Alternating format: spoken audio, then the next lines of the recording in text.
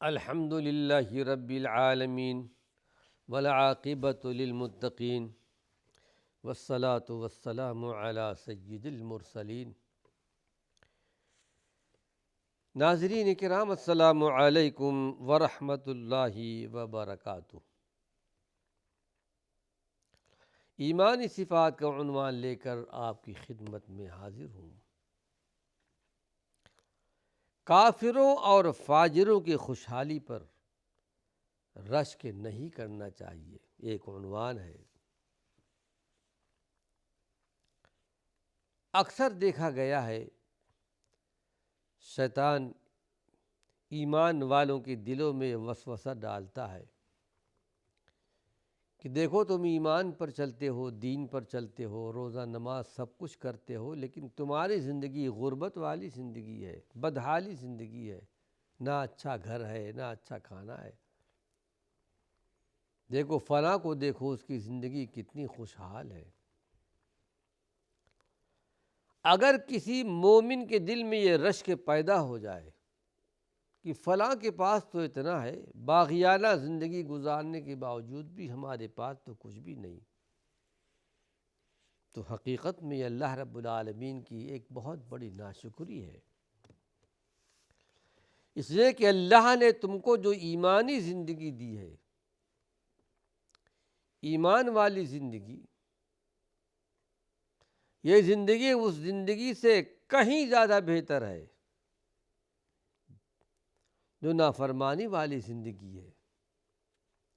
نافرمانی والی زندگی میں دنیا میں بھی اس پر وبال آ سکتا ہے، پکڑ آ سکتی ہے، اور آخرت میں تو پکڑا جائے گا۔ حقیقی زندگی تو آخرت والی زندگی ہے۔ اللہ کے پیارے پیغمبر نے ارشاد فرمایا تھا، لا عیش الا عیش الآخرہ۔ حقیقی زندگی تو آخرت والی زندگی ہے۔ فاغفر الانصار والمہاجرہ، غزوہ خندق کے موقع پر خندق کھودتے ہوئے اللہ کے پیارے پیغمبر کے زبان مبارک سے یہ الفاظ نکلے تھے، اے اللہ، یہ انصار مہاجرین جو خندق کھود رہے ہیں، تیرے دین کی بقا کے لیے، تیرے دین کے جلا کے لیے کوشش کر رہے ہیں، اے اللہ تو ان کی مغفرت فرما دے۔ تو حقیقت میں اللہ کی تقدیر پر راضی رہنا چاہیے۔ جیسا کہ پہلے بیان کیا گیا تھا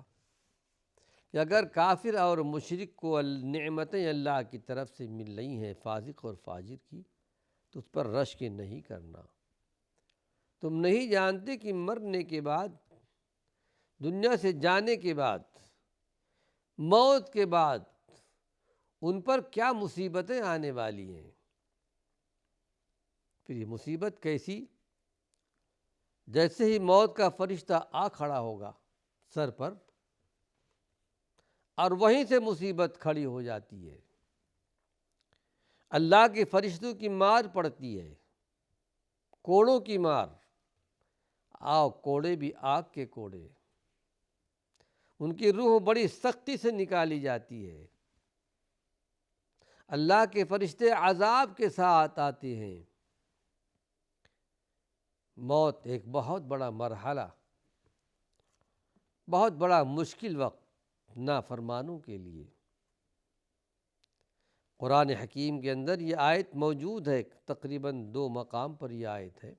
فَكَيْفَ إِذَا تَوَفَّتْهُمُ الْمَلَائِكَةُ، ذرا یاد تو کرو جب ملائکہ ان کی وفات کے وقت آتے ہیں، ان کی روحیں نکالتے ہیں، تو ان پر مار پڑتی ہے، اللہ کے فرشتے ان کو مارتے ہیں، اور ایک مقام پر آتا ہے، ہمارے پیغمبر کاش کہ آپ دیکھتے، وَلَوْ تَرَىٰ إِذِ الْمُجْرِمُونَ فِي غَمَرَاتِ الْمَوْتِ، جب کہ یہ موت کے سختیوں میں ہوتے ہیں، نزع کے عالم میں ہوتے ہیں، باسطوا ایدیہم، اپنے ہاتھوں کو بڑھاتے ہیں روح نکالنے کے لیے، کہتے ہیں اخرجوا انفسکم، اپنے جانوں کو نکالو، الیوم تجزون عذاب الہون، آج تم کو ذلت والا عذاب دیا جائے گا۔ یہ تو انتقال کے وقت ہے۔ پھر یہ کہ قبر والی زندگی میں جب پہنچتے ہیں وہاں بھی اللہ کی پکڑ آتی ہے، برابر جواب دے نہیں پاتا۔ بتاؤ تمہارا رب کون، تمہارا دین کیا ہے، تمہارے نبی کون ہے؟ ہاں لا ادری، میں نہیں جانتا۔ جہنم کا دروازہ ان کے لیے کھول دیا جاتا ہے، برزخی زندگی میں عذاب ہوتا ہے، پھر قیامت کے میدان میں، حشر کے میدان میں آئے گا، ان سارے مراحل سے گزرتا ہے۔ تو اللہ کے پیارے پیغمبر نے ارشاد فرمایا کہ ان کے مال و دولت کو، پراپرٹی کو، ان کی عیش والی زندگی کو دیکھ کر خوش نہیں ہونا، ترش کے نہیں کرنا، کاش کہ ہمارے پاس بھی ہوتا۔ اس لیے کہ اللہ کا فیصلہ ہر ایک کو اللہ نے جو دے دیا ہے وہ اللہ کا فیصلہ، کسی کو کم دیا ہے، کسی کو زیادہ دیا ہے۔ بندے مومن کی شان یہ ہے کہ اللہ کے فیصلے پر راضی رہتا ہے، اور اگر رشک کرتا ہے فلاں کو اتنا ملا مجھے کیوں نہیں ملا، تو گویا اللہ کے فیصلے سے راضی ہے۔ فلاں کو اتنا کیوں ملا، حسد کرتا ہے، گویا اللہ کے فیصلے پر راضی نہیں ہے، میں نے فلاں کو اتنا دیا اور یہ ناراض ہے، یہ حسد کرتا ہے۔ تو حسد کرنے والا بھی اللہ کے فیصلے پر راضی نہیں ہے، تو اللہ کے فیصلے پر راضی رہنا چاہیے۔ قرآن حکیم میں ایک مقام پر بتایا گیا، ما اصاب من مصیبت فی الارض، اس زمین پر تم کو جو مصیبت پہنچتی ہے، زمین سے زلزلہ آتا ہے، قحط سالی آتی ہے، فصلیں خراب ہو جاتی ہیں، بارش بہت زوردار ہو رہی ہے، مکان خراب ہو جاتے ہیں، گھر خراب ہو جاتے ہیں، منہدم ہو جاتے ہیں، جو تکلیف تم کو زمین سے پہنچتی ہے، ولا فی انفسکم، یا تمہارے جانوں میں، تمہارے بدن میں بیماری لگ جاتی ہے، تم بیمار ہو جاتے ہو، ولا فی انفسکم الا فی کتاب، مگر کتاب کے اندر موجود ہے۔ کون سی کتاب؟ لوح محفوظ، وہ لوح محفوظ جس کو اللہ رب العالمین نے آسمان و زمین کی پیدائش سے 50,000 سال پہلے لکھ دیا ہے۔ ما کان، جو کچھ ہونے والا ہے، اللہ نے قلم کو حکم دیا، قلم پیدا کیا، لکھو جو کچھ قیامت تک ہونے والا ہے۔ قلم نے کہا کیا لکھوں؟ جو کچھ، لیکن اللہ رب العالمین نے کہا سب سے پہلے یہ لکھو لوح محفوظ کے اندر کہ سبقت رحمتی علی غضبی، میری رحمت غضب پر سبقت کر گئی ہے۔ تو اللہ رب العالمین فرماتا ہے زمین سے تم کو جو تکلیف پہنچتی ہے، تمہارے جانوں میں تم کو جو تکلیف پہنچتی ہے، تمہارے پیدا ہونے سے پہلے، من قبل ان نبرأہا، اس سے پہلے کہ ہم تم کو پیدا کریں، لوح محفوظ کے اندر موجود ہے۔ پھر آگے بڑی عظیم بات بیان کی گئی، یہ ہمارے لیے بڑی آسان سی بات ہے، لِكَيْ لَا تَأْسَوْا عَلَى مَا فَاتَكُمْ، یہ اس لیے کہ تاکہ جو چیز تم کو نہیں ملی یا جو نقصان پہنچ گیا، زمین سے تم کو جو تکلیف پہنچی، تمہارے جانوں میں تم کو جو تکلیف پہنچی، اس پر افسوس نہیں کرنا۔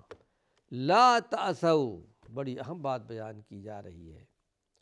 اس پر غم نہیں کرنا، افسوس نہیں کرنا، واویلا نہیں کرنا،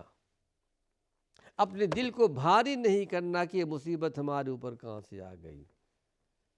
یہ سمجھ کر صبر کر لینا کہ یہ میرے خالق اور میرے مالک کا فیصلہ ہے، اور صبر کر لیتا ہے، اس لیے کہ تاکہ تم افسوس نہیں کرنا جو چیز تم کو نہیں ملی یا جو نقصان ہو گیا۔ وَلَا تَفْرَحُوا بِمَا آتَاكُمْ، اور جو ہم نے تم کو دیا ہے اس پر فخر بھی نہیں کرنا، نہ ملنے پر افسوس نہیں کرنا، ملنے پر فاخرانہ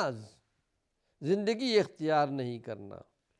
فخر و غرور سے کام نہیں لینا، نہ ملے تو صبر کرنا، ملے تو اس وقت اللہ کا شکر ادا کرنا۔ اور مومن کی حالت تو یہی ہے ناظرین کرام کہ ہر حال میں اس کو اجر ملتا ہے، ثواب ملتا ہے۔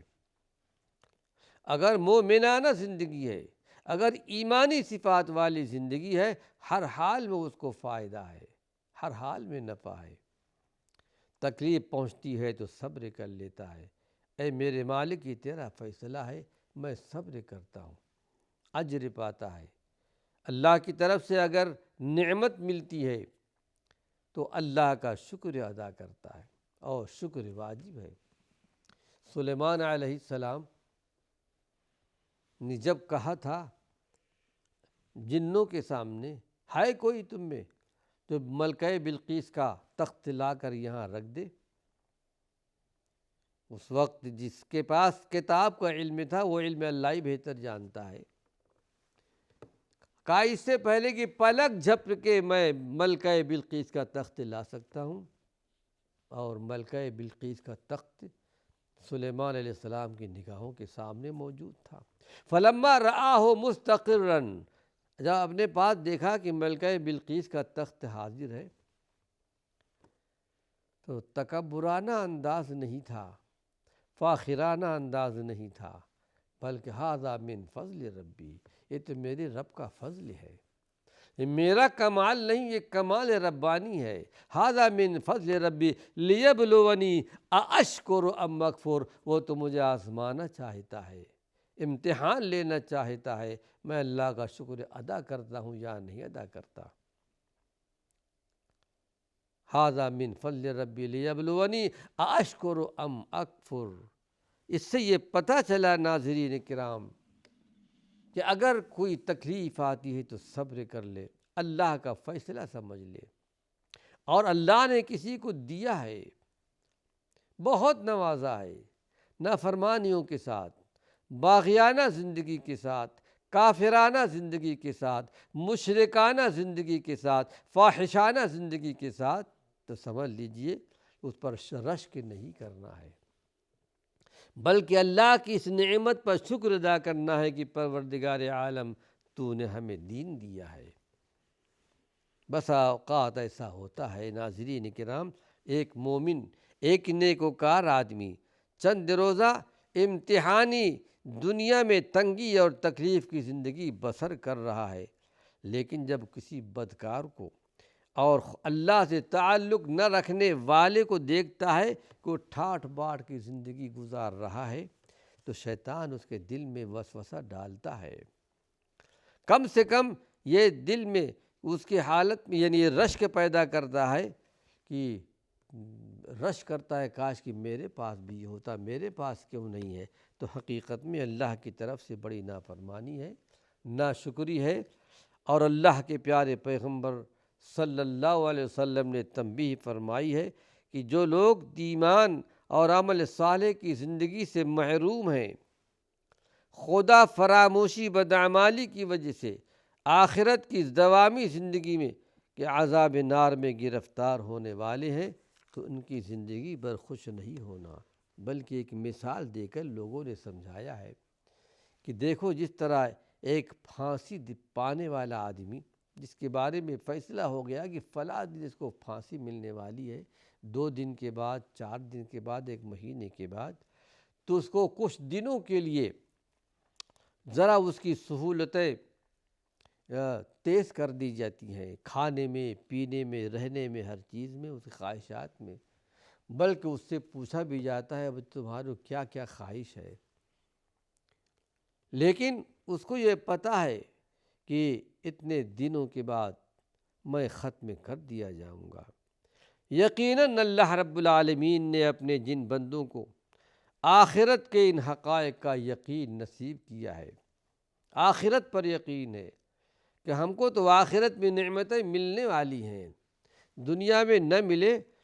اور جن کی اطلاع اللہ کی طرف سے انبیاء علیہم السلام نے اپنی امت کو پیش کیا ہے، ان کی نظر میں یہ اللہ کے جو مجرم ہیں، یہ باغی ہیں، خوشحالی اور خوش عیشی کی زندگی گزارنے والے، اس کے بارے میں یہی سمجھتے ہیں کہ حقیقت میں یہ اللہ رب العالمین کی طرف سے ایک ڈھیل ہے۔ قرآن حکیم میں اللہ نے اس حقیقت کو بیان کیا ہے۔ قرآن حکیم میں ایک مقام پر قارون کا ذکر کیا گیا ہے بڑی تفصیل کے ساتھ۔ اس کے خزانے کی جو چابیاں ہیں بڑی بڑی طاقتور قوم اٹھا کے لے جاتی تھی، اتنا بڑا خزانہ تھا، بڑے کر و فر کے ساتھ ایک مرتبہ نکلا، مال و دولت کے ساتھ قارون۔ تو ظاہر ہے کہ ہر زمانے میں دو قسم کے لوگ رہے ہیں، اچھے بھی برے بھی، دنیا کے چاہنے والے بھی آخرت کے چاہنے والے بھی، لیکن جن کے اندر دنیا کی ہوس تھی اور دنیا کی محبت تھی، انہوں نے قارون کے اس